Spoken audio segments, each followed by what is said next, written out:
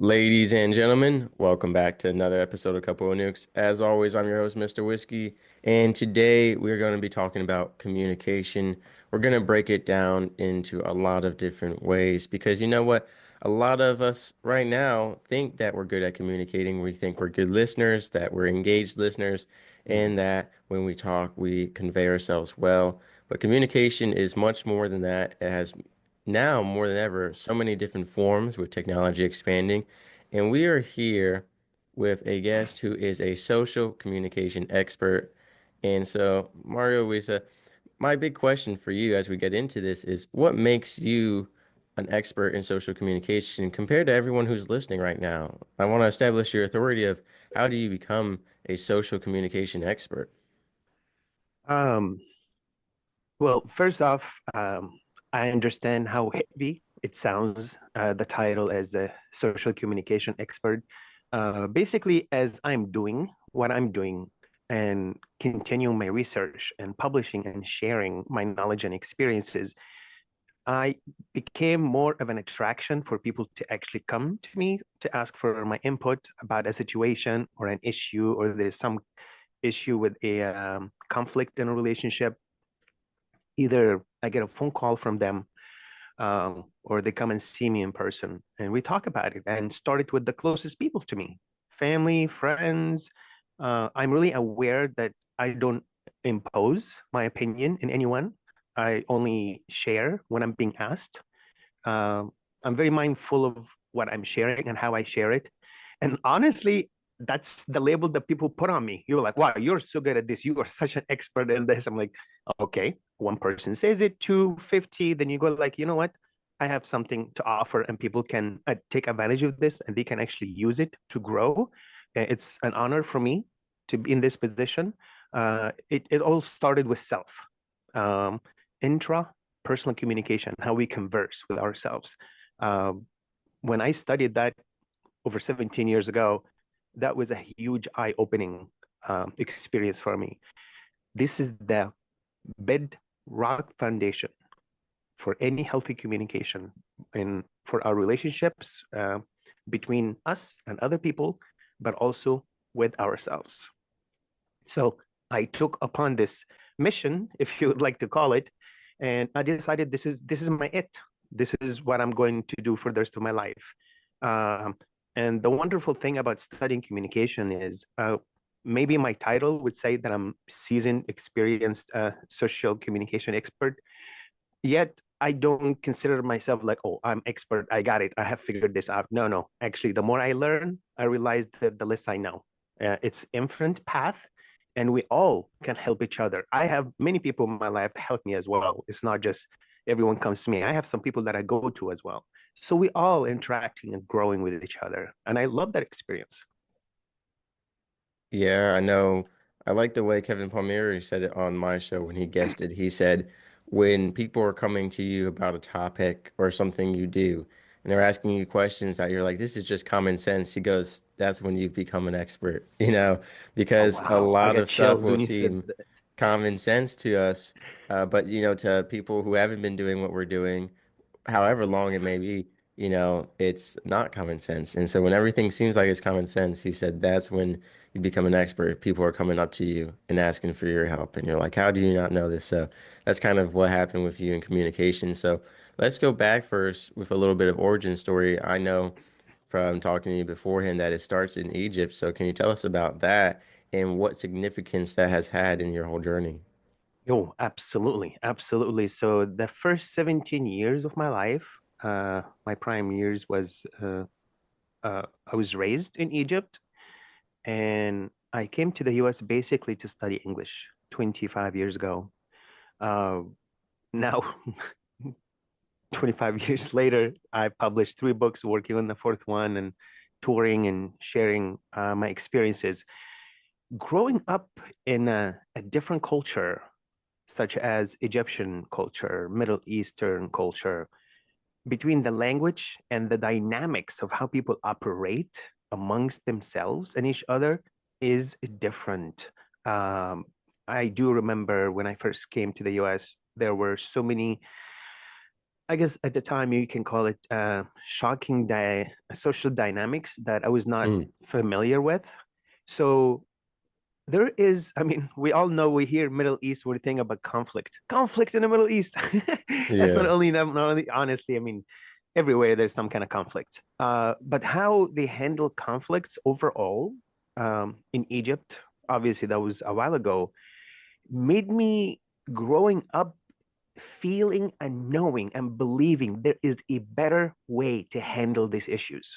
There must be a better way. From really young age, I always look my family, my friends, and I see what's happening, and there's always this inner voice.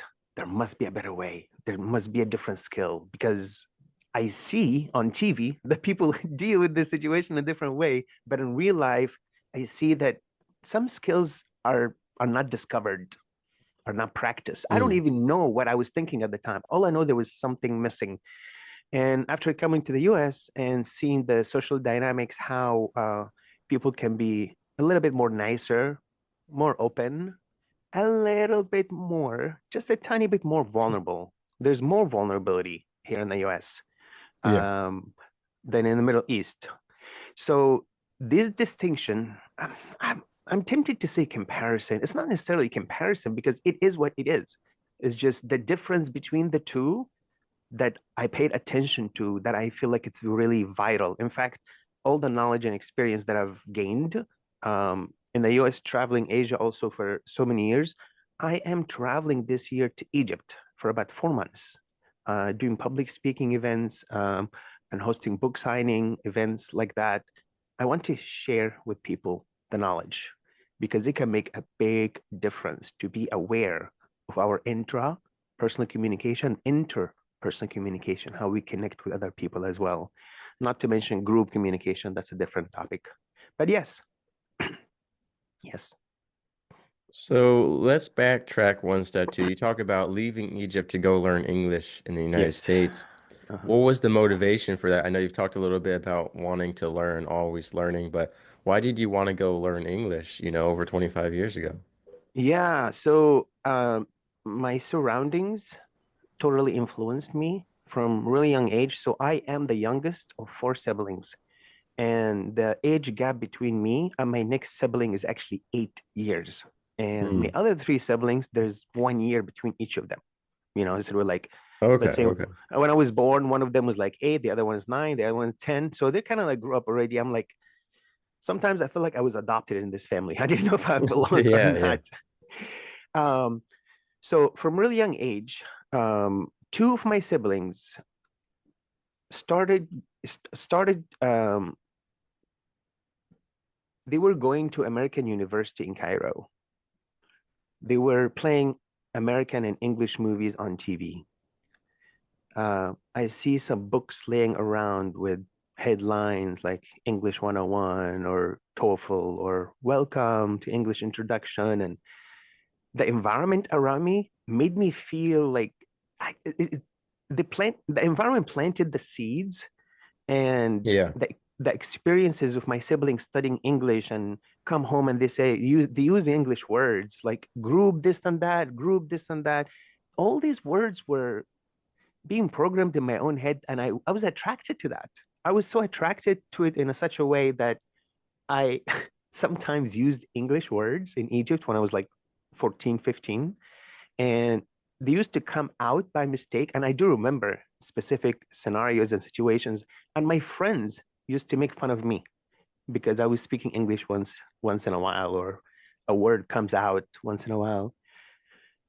Well, 25 is 25 years later, who's laughing now? So I think within us, all of us, especially from really young age, there is some kind of guidance or whisper that is happening in the background. It's so subtle. We need to pay attention to that. I think that guided me a lot, frankly. Yeah. For sure. So let's start there actually with I know you work on multiple types of communication, and we've got our external with other people, and then we've got our internal.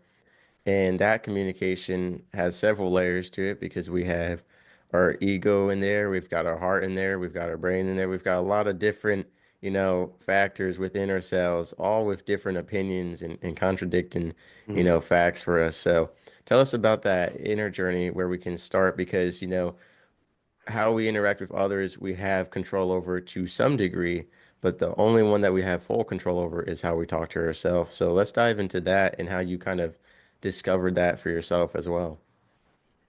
Um, as I'm listening to you, I'm kind of smiling because you made the comment that we have full control over our like inner voice. I wish it was true. Sometimes we don't. First off, let's be clear. To use the word internal voice mindfully and deliberately, there is no internal voice. If you hear voices, something's off, something is not right.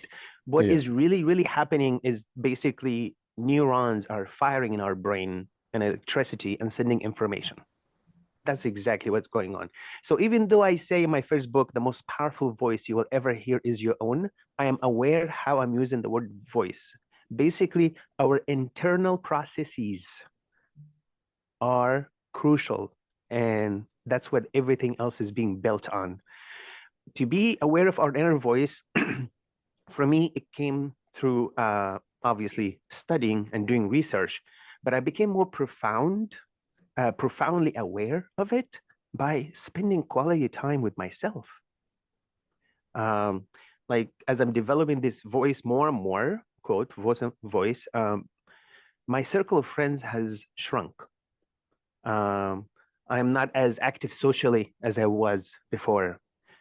This evolution happened over time and over years. Basically, the more we get closer to ourselves, so like imagine, I'm sure you can think, Mr. Whiskey, you can think of a friend or two of yours where you can spend all day with them.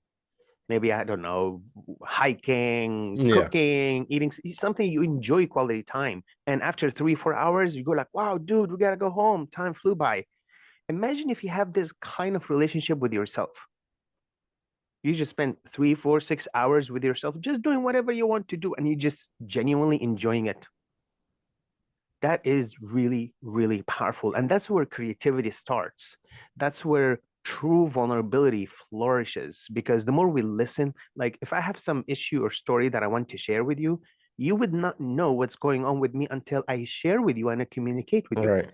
The same thing with ourselves, to know what's going on within us, what's making us happy or unhappy, or decisions that we made, or some regret that's coming up. Part of us wants to process this, like going to a psychologist, sociologist, psychologist, a doctor. You talk to him or her, and they help you process the information. We eventually become our own therapist when we listen to ourselves. And I'm not saying talking loud all the time, but just to be aware of the internal processes that's happening. Oh, I did this. She replied that way. I forgot to do this. I think I'm feeling guilty because I missed this appointment. I think I can do better next time. This internal dialogue, it's beautiful when we become aware of it and cultivate it intentionally. Because part of my research, I discovered that not everyone is actually aware of that inner voice, internal process. So harnessing that by building and spending quality time with self. Um, for some people, it could be writing down their thoughts. Some people might be actually literally looking in the mirror and converse like, hey, how are you feeling right now? What's going on? Sometimes I do this with myself. And when I'm feeling like not that great, sometimes I look in the mirror and just like cry, like spend time with myself and cry. That sounds very emotional, but it's a healthy process. It doesn't have to be like why or what can we do about it. It's just like, yeah, spending quality time with someone that where you are allowed to be yourself. How beautiful is that? Right. So you talk about spending time with yourself to become more aware of yourself and to understand yourself better. Like you said, I think it's interesting because so many people can't stand being alone for extended periods of time. They seek and crave, that social interaction. And sometimes it's because we don't like ourselves at all. We don't like what we're hearing in our head, Yes. or we don't want to Oh, process that. So I totally understand that now. So that's the you know, internal, the inner voice, as you call it. Let's get into some group communication. So when you talk about group communication, what kind of social settings are you referring to? Is that just any and all, one to two more people, or is this different types of scenarios?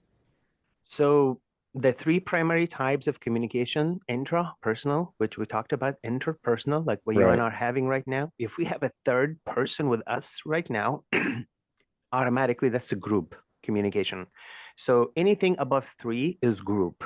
Now, how can you call communication between 100 people or 500? It's still 100 or 500 people, still group, but it becomes organizational communication.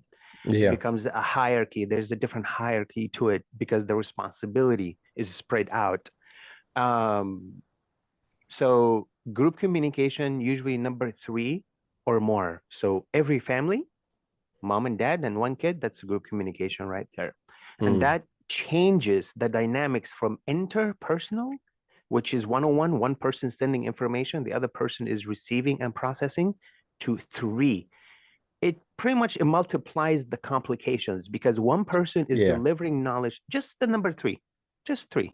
One person delivering two different characters a message, and every person will hear a word and a sentence and interpret it differently. And these people need to process and give feedback based on what they listen to. And instead of doing this with one, imagine doing it with more than three, 30, 50. So it takes a lot of energy and delegation and intentionality to be clear when we're communicating with more than three people. I mean, it is challenging as it is already with two people. Imagine more than that. So I don't know if you had this because I know you grew up in Egypt, but in the States, we would play this game called telephone, where you would have people sitting around a table. You know what I'm talking about? yeah. That's a perfect example. Yep, I was gonna perfect say example. that's an example where, for those of you listening and watching who aren't familiar, you'll have like people sitting around in a room in whatever manner, and one person will have a message, and then they'll whisper it to another person, and then that person will whisper it to someone, and along the way, the message can get, depending on how well everyone's communication is, extremely diluted. Sometimes you have a completely Indeed. opposite or different message than what you started with, and other times you're True. kind of there, and because the game you're not sure what the first person said. Sometimes you'll get a message and you'll be like, that doesn't make any sense. So you try to change a word to make it make sense, or you pass it on, Ah, thinking, well, that's weird, but I guess it is what it is. So I remember I haven't played that in a long time, obviously. Typically, I guess, it's used for teaching children communication, which let's get into that. The importance of your example, in fact, was group communication starts with two parents and a child. So, can we talk a little bit about the importance, maybe some advice to say it one way of how to teach children communication? abs Especially now when they're growing up in an age of technology and in less physical social circles, how important it is to teach them communication. absolutely not. I do not want to talk about this topic. I'm just kidding. Anything really, I want to make a joke and say I have enough family trauma. I'm not sure if I want to talk about it, but Yeah. I'm kidding here. Um, a couple of minutes ago, when I talked about the importance of spending quality time with self and cultivating this relationship with self slowly over time. It's not like I'm going to spend all day with myself today and tomorrow I'm going to be my best friend. It doesn't work that way. It does Yeah. take time. Even your best friend cannot take us for a whole day. They need a break from us. Okay. Yeah. So imagine that with ourselves. The reason why I bring this up, I have been previously married. I'm no longer married. I have no kids. One of the reasons why I don't have kids because I'm aware of the responsibility. It is indeed a full-time job. That saying that we have in the US, it takes a village to raise a kid. It is true. Right. It's a lot of work. Um, so as I was talking about cultivating relationship with self and spending time with self, actually kids thrive on that. You'll be surprised. You might have heard this. Some of our listeners might have heard it too, that the first 2 years of a child's life is the most important 2 years in their lives. That's when they're walking, talking, just making noises, gaga, Hmm. da, da, mama, just simple things. These are the formative years according to Joseph Murphy, his book, The Power of Subconscious Mind, and so many other doctors, the first 2 years can determine the 90% of our life. And those first 2 years, what kids crave the most is really companionship, to be held, to be felt, to be taken care of, for parents not to be super busy. And um, I had somewhat busy parents working a lot. So I don't want to say leaves a mark. It does impact childhood and upbringing. If we go past this 2 years, basically between 2 and 5, those 5 years, we are unpacking what they have noticed and observed and captured in the first 2 years. They try things out, they experiment. This is danger, this is not danger, So the first 7 years, again, it determines most of our future. So the first 2 years are really crucial. 5 years after that, also important. And after 7 to 9 years old, it becomes more of a teenage years. Hence, most parents struggle with that. When it comes to group communication, actually, it does not start in group communication. When it comes to family and kids, it starts with interpersonal first. The first connection is the mother and the child. That's where it starts. In fact, I read this study the other day. It said that uh, the how let me see if I can remember this right. How emotionally healthy a child is in the future is not necessarily based on income. It's not based on the relationship between mom and dad. It's not necessarily based on education. It is actually based on the mother's happiness, simply put.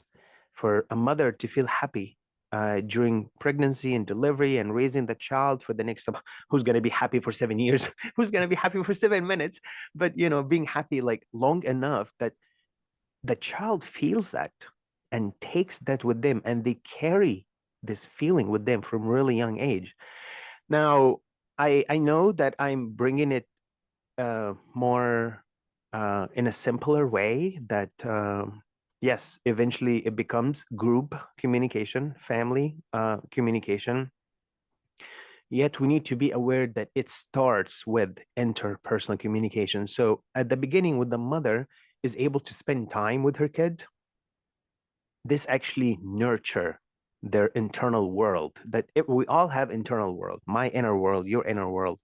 Basically, the mother is like almost like having a cup and filling the child's inner world by happiness, being together, being vulnerable, being understood, being listened to. Even if the child just like cry and just listen to, don't have to like fix something right away. That's really, really powerful. So to be aware of the visible and invisible language of communication, which is sometimes body language or nonverbal cues, as we call it. So reading nonverbal cues for children is huge. Yeah.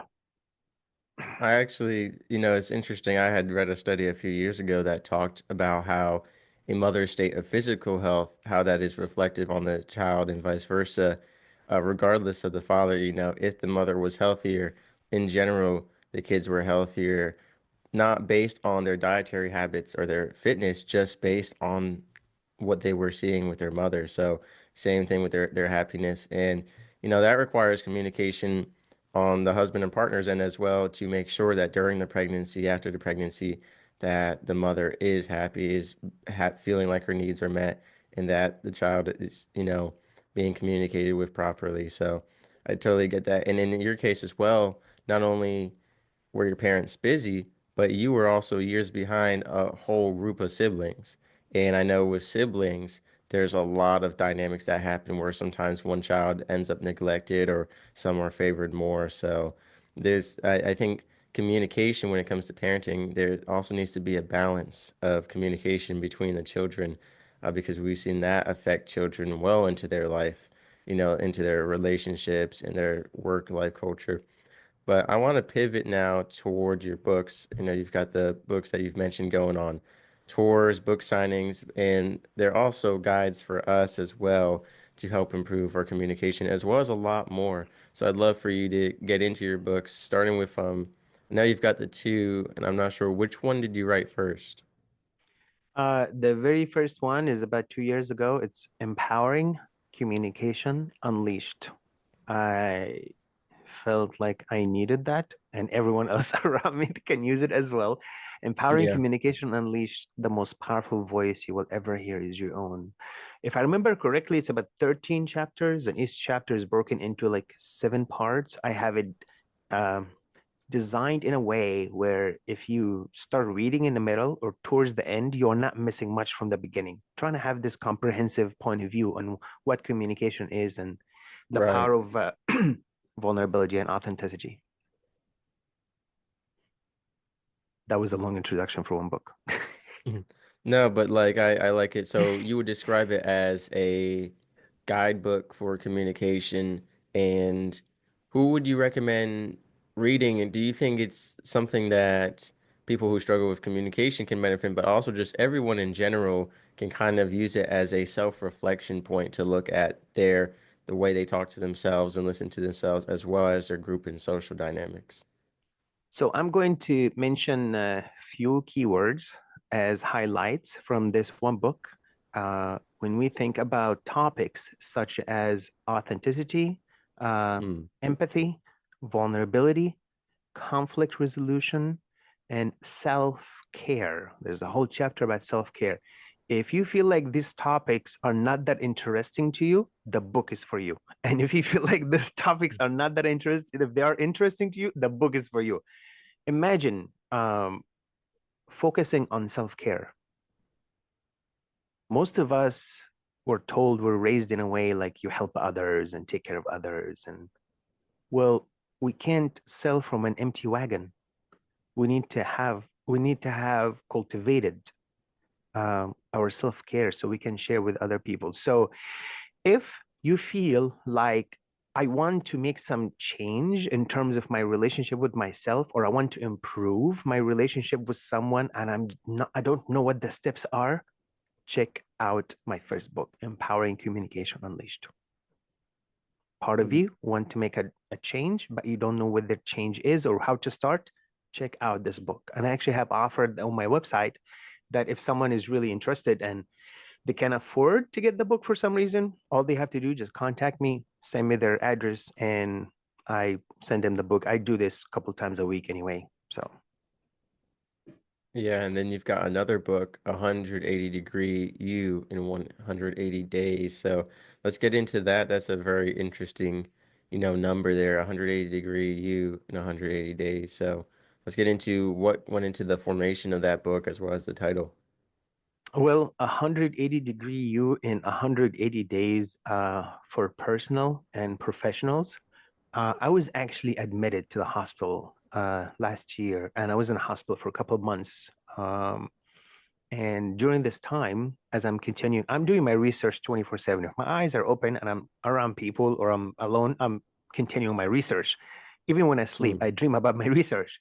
So it came up for me, and I start writing and making a blueprint that I think most of us can use a mind shift.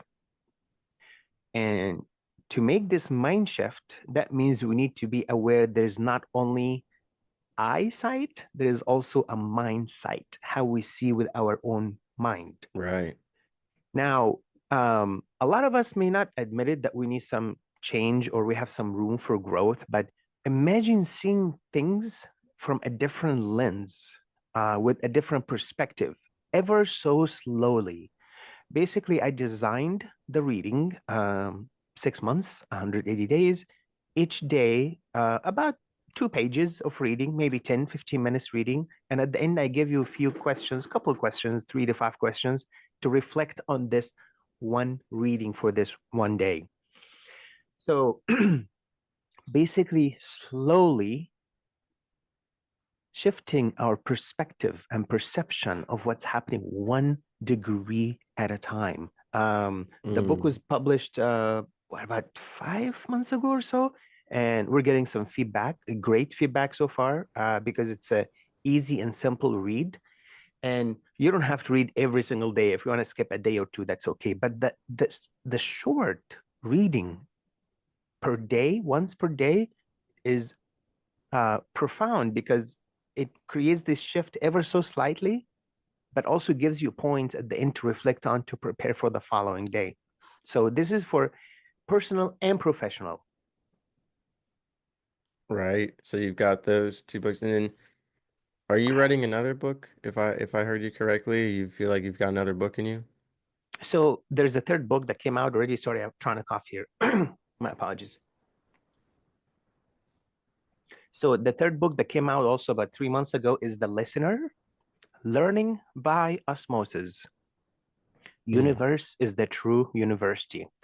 We're also working on translating the books. That will take some time. But the fourth book that I'm working on right now is actually a small pocket size kind of book, like 4 by 6, something that you keep in your pocket. And it's 104 seeds of thoughts and wisdom from the East to the West. I mean, like Asia, Africa, all the way to the US and Canada. Hopefully that will come out soon. Yeah. Right. So you got that fourth book. So I think it's great. Writing is a form of communication as well. And in fact, we talk about on my show how there are many forms of communication. You mentioned nonverbal, specifically like, body cues and all that. But also I've talked before about how art is an abstract form of communication, from sculptors to painters to, the written word and the communication. I think it's interesting that humans and animals as well can communicate through so many forms. How even birds do certain dances and display their feathers certain ways. Communication is so interesting. And people have most people have just a surface level understanding and appreciation of it. But Mm. I feel that you are someone like me who has a deeper level of, just you crave that knowledge, you crave understanding, and to not only learn all that stuff, but implement it and to study it. And so, one thing I want to mention as well as we wrap up this episode is also the fact that you work with people one on one to work on communication. So I just want to talk about that, how people can book a call with you and who should really book a call with you and what kind of coaching do you do with communication? Um, Before I jump into this, you made a very interesting comment that I think it's important for me to kind of like touch on really quick. Um, I'm actually surprised that we did not really talk about this. What is communication?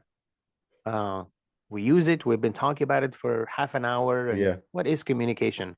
So it's a privilege for to be a researcher, an author, because you get to the point where you eventually coin your own terms based on your depth of understanding and experiences of a specific field or term. So for me, I see communication is here's my own coin definition. Communication is a non-stop, voluntary, and involuntary process of exchanging information, knowledge, and on the quantum level, vibration.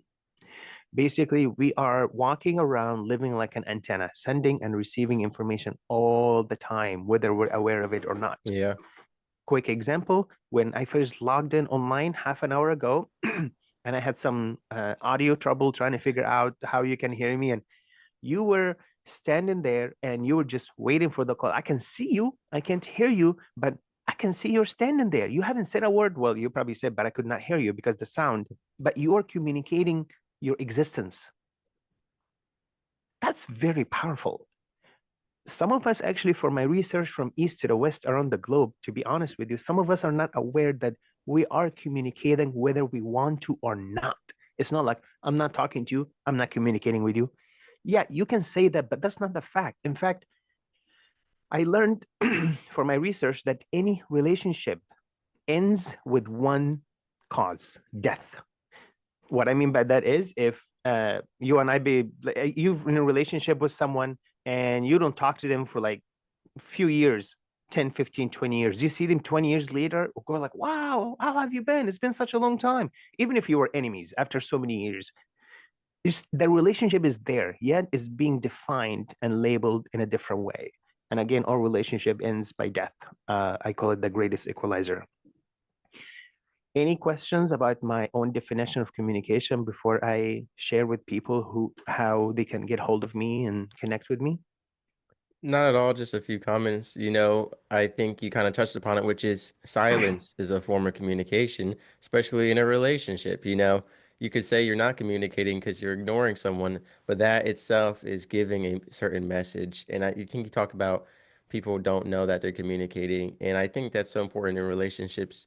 I've worked with some young men who, they're like, but I never said that, or I never, implied this. And I say, Hmm. well, communication is a very subjective, topic as well, where, people t especially when it comes to texting, because communication is more than just talking. You talked earlier about body cues and the role that plays in, or as you said, making eye contact, even if we can't hear each other or we're not talking.